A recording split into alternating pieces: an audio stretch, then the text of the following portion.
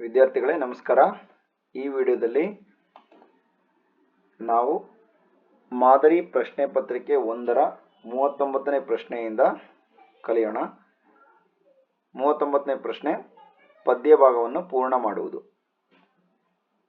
ಇಲ್ಲಿ ಸಂಕಲ್ಪಗೀತೆ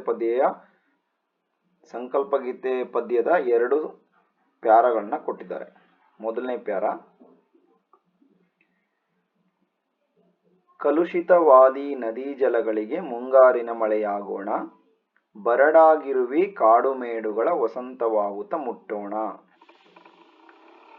ಅಥವಾ ಮತಗಳೆಲ್ಲವೂ ಪಥಗಳು ಎನ್ನುವ ಹೊಸ ಎಚ್ಚರದೊಳು ಬದುಕೋಣ, ಭಯ ಸಂಶಯದೊಳು ಕಂದಿದ ಕಣ್ಣೊಳು ನಾಳಿನ ಕನಸನ್ನು ಬಿತ್ತೋಣ. ಮತ್ತೊಮ್ಮೆ, ಕಲುಷಿತವಾದಿ ನದಿ ಜಲಗಳಿಗೆ ಮುಂಗಾರಿನ ಮಳೆಯಾಗೋಣ, ಬರಡಾಗಿರುವಿ ಕಾಡು ಮೇಡುಗಳ ವಸಂತವಾಗುತ್ತ ಮುಟ್ಟೋಣ.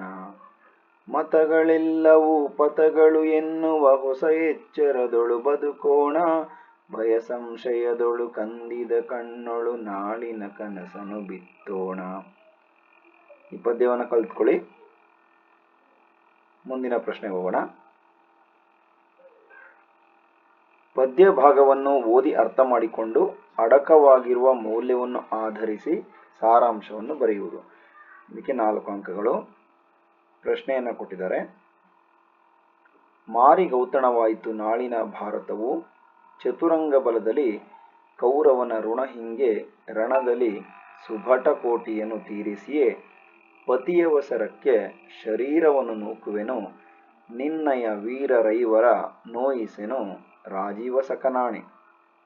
ವಿದ್ಯಾರ್ಥಿಗಳೇ, ಇದಕ್ಕೆ ಸಾರಾಂಶವನ್ನು ಬರೀಬೇಕು. ಈ ಪದ್ಯಕ್ಕೆ ಸಾರಾಂಶವನ್ನು ಬರೀಬೇಕು.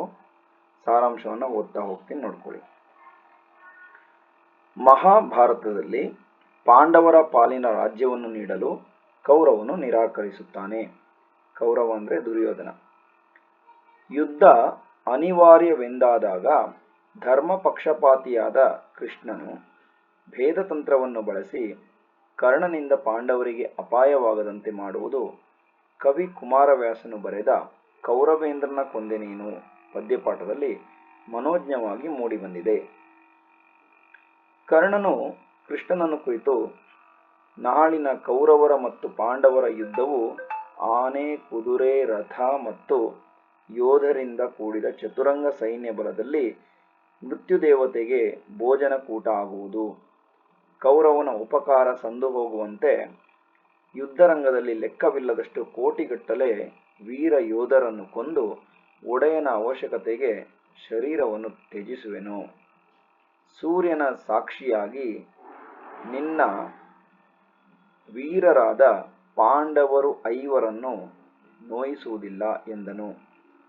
ಪ್ರಕೃತ ಕಾವ್ಯ ಭಾಗದಲ್ಲಿ ಸ್ವಾಮಿ ನಿಷ್ಠೆಗೆ ಬದ್ಧನಾದ ಕಾರಣ ತಾನು ಯುದ್ಧ ಮಾಡಿಯೇ ತೀರುತ್ತೇನೆ, ಯುದ್ಧ ಭೂಮಿಯಲ್ಲಿ ತನ್ನ ಪರಾಕ್ರಮದಿಂದ ಮಾರಣ ಹೋಮವಾಗುವುದು, ಮೃತ್ಯುದೇವತೆಗೆ ಔತಣ ನೀಡಿ ಒಡೆಯನ ಋಣ ತೀರಿಸುವುದಾಗಿ ಹೇಳಿರುವಲ್ಲಿ ಯುದ್ಧದ ಗಂಭೀರತೆ, ಆತನ ಸ್ವಾಮಿನಿಷ್ಠೆ ಹಾಗೂ ಪಾಂಡವರಿಗೆ ತಾನೂ ತೊಂದರೆ ಕೊಡುವುದಿಲ್ಲ ಎಂಬಲ್ಲಿ ಕರ್ಣನ ಉದಾತ್ತ ವ್ಯಕ್ತಿತ್ವವು ಸ್ವಾರಸ್ಯಪೂರ್ಣವಾಗಿ ಮೂಡಿಬಂದಿದೆ. ಮುಖ್ಯವಾಗಿ ಮಧ್ಯದಲ್ಲಿರುವಂತಹ ಪ್ಯಾರವನ್ನು ಸರಿಯಾಗಿ ಕಲಿಬೇಕು. ಹಾಗೆಯೇ ಪದ್ಯವನ್ನು ಬರೆದ ಕವಿಯ ಹೆಸರು ಮತ್ತು ಪದ್ಯದ ಹೆಸರನ್ನು ಕೂಡ ಸೇರಿಸಿ ಬರೀಬೇಕು.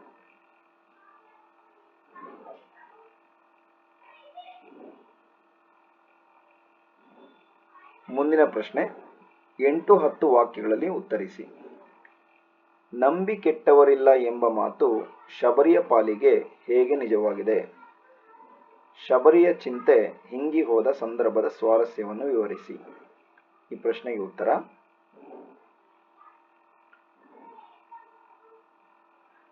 ಶಬರಿಯು ಮತಂಗ ಋಷಿಯ ಆಶ್ರಮದಲ್ಲಿ ಇದ್ದ ತಪಸ್ವಿನಿ. ಶಬರಿಯು ಮತಂಗ ಋಷಿಯ ಪ್ರಿಯ ಶಿಷ್ಯೆ.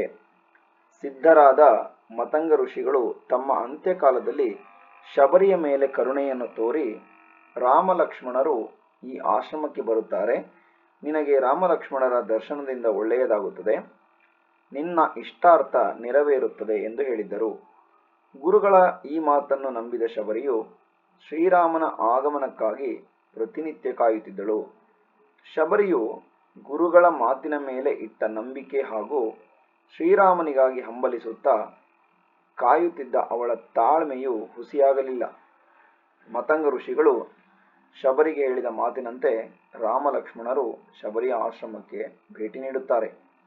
ಶಬರಿಯು ಶ್ರೀರಾಮನ ದರ್ಶನದಿಂದ ಪುಳಕಿತಳಾಗುತ್ತಾಳೆ. ಶಬರಿಯು ರಾಮ ಲಕ್ಷ್ಮಣರನ್ನು ಕಂಡು ಬೆರಗಾಗಿ ಹತ್ತಿರಕ್ಕೆ ಬಂದು ಮೈಯನ್ನು ಮುಟ್ಟಿ ಕಾಲಿಗೆ ಬಿದ್ದು ನಮಸ್ಕರಿಸಿ ಕೈಯನ್ನು ಕಣ್ಣಿಗೆ ಒತ್ತಿಕೊಳ್ಳುತ್ತಾಳೆ. ಅಯ್ಯೋ ಏನೂ ಅಯ್ಯೋ ಇಂದು ಏನೂ ಸಿದ್ಧತೆ ಇಲ್ಲ, ನಿನ್ನೆಯಷ್ಟು ಚೆನ್ನವಿಲ್ಲ ಎಂದು ಹಂಬಲಿಸಿ ತನ್ನ ಮನದ ಬಯಕೆಯಂತೆ ಬಗೆ ಬಗೆಯ ಸುವಾಸನೆಯುಳ್ಳ ಹೂಮಾಲೆಯನ್ನು ಕೊರಳಿಗೆ ಹಾಕಿ ಅಬ್ಬಾ ಎಂದು ಹಿಗ್ಗಿ ಹಿಗ್ಗಿ ಸಂತಸ ಪಡುತ್ತಾಳೆ. ನಂತರ ಜಗದಲ್ಲಿ ಇದರಷ್ಟು ರುಚಿಯಾದ ಹಣ್ಣೇ ಇಲ್ಲ, ನಿಮಗೆಂದು ತಂದೆನೆಂದು ಎಂದು ಹೇಳುತ್ತಾ ತಾನೇ ಅವರ ಕೈಯಲ್ಲಿ ಸವಿಯಾದ ಹಣ್ಣುಗಳನ್ನು ನೀಡಿ ಉಪಚರಿಸುತ್ತಾಳೆ. ಶಬರಿಯು ಶ್ರೀರಾಮನಲ್ಲಿ ತನಗೆ ಮುಕ್ತಿಯನ್ನು ನೀಡುವಂತೆ ಬೇಡಿಕೊಂಡು ವೇದಿಯಲ್ಲಿದ್ದ ಅಗ್ನಿಯನ್ನು ಪ್ರವೇಶಿಸಿ ಮುಕ್ತಿಯನ್ನು ಪಡೆಯುತ್ತಾಳೆ.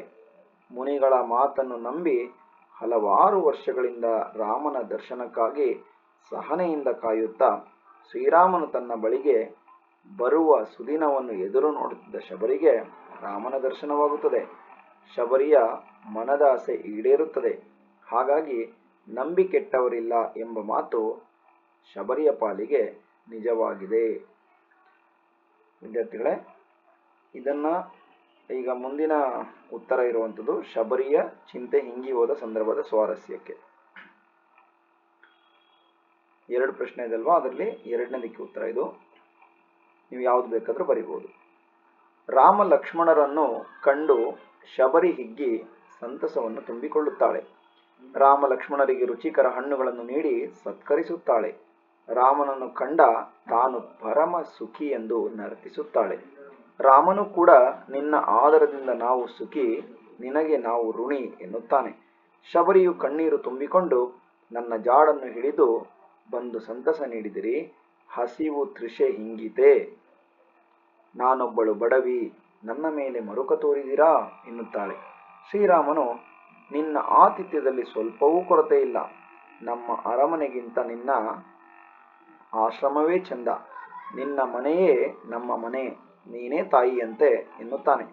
ಶಬರಿಯು ನಿನ್ನ ರೂಪದಂತೆ ನಿನ್ನ ಮಾತು ಸುಂದರ ಹಾಗೂ ಉದಾರ, ನಾನು ಧನ್ಯಳಾದೆ, ಸಿದ್ಧ ಮತಂಗರ ವರ ನನಗೆ ಫಲಿಸಿತು, ನಿಮ್ಮನ್ನು ಕಂಡು ಪುಣ್ಯವು ತುಂಬಿತು, ಗುರುಪೂಜೆಯನ್ನು ಮಾಡಿದ ಪುಣ್ಯ ನನಗೆ ಇಂದು ಸೇರಿತು, ನನ್ನ ಚಿಂತೆಯೆಲ್ಲ ಹಿಂಗಿ ಹೋಯಿತು ಎನ್ನುತ್ತಾಳೆ. ಶ್ರೀರಾಮನು ಗುರುಗಳ ಮಹಿಮೆಯನ್ನು ಬಲ್ಲೆನೆಂದು ಹೇಳುತ್ತಾ ದುಃಖವನ್ನು ಮರೆಸಿ ಶಾಂತಿ ನೀಡುವ ಈ ವನದಲ್ಲಿ ಶುದ್ಧ ಪ್ರೇಮ ಮೂರ್ತಿಯಂತೆ ನೀನು ಇರುವೆ, ಈ ದಿನ ನಮಗೆ ಸುದಿನ ಎಂದು ಶಬರಿಯನ್ನು ಬಾಯಿ ತುಂಬ ಹೊಗಳುತ್ತಾನೆ. ಕೊನೆಯದಾಗಿ ನೀವು ಬರೀಬಹುದು, ಹೀಗೆ ರಾಮನನ್ನು ಕಂಡ ಶಬರಿಯ ಚಿಂತೆ ಹಿಂಗಿ ಹೋಯಿತು ಅಂತೇಳಿ ವಾಕ್ಯವನ್ನು ಕಂಪ್ಲೀಟ್ ಮಾಡಿ. ಮಕ್ಕಳೇ, ನಾನು ಈ ಪ್ರಶ್ನೆಗೆ ಉತ್ತರವನ್ನು ಮತ್ತೊಮ್ಮೆ ಇನ್ನೊಂದು ವಿಡಿಯೋದಲ್ಲಿ ಹೇಳ್ಕೊಡ್ತೀನಿ. 8 ವಾಕ್ಯದ ಮತ್ತೊಂದು ವಿಡಿಯೋವನ್ನು ಅಪ್ಲೋಡ್ ಮಾಡ್ತೀನಿ, 2 ಒಟ್ಟಿಗೆ ಅಪ್ಲೋಡ್ ಮಾಡ್ತೀನಿ. ಓಕೆ, ಯಾರಿಗಾದರೂ ಓದೋದಕ್ಕೆ ಗೊತ್ತಾಗಿಲ್ಲ ಅಂದರೆ ನೋಡಿಕೊಂಡು ಕೇಳಿಸ್ಕೊಳ್ಳಿ ಅಂತೇಳಿ ಈ ವಿಡಿಯೋವನ್ನು ಮಾಡ್ತಾಯಿದ್ದೀನಿ.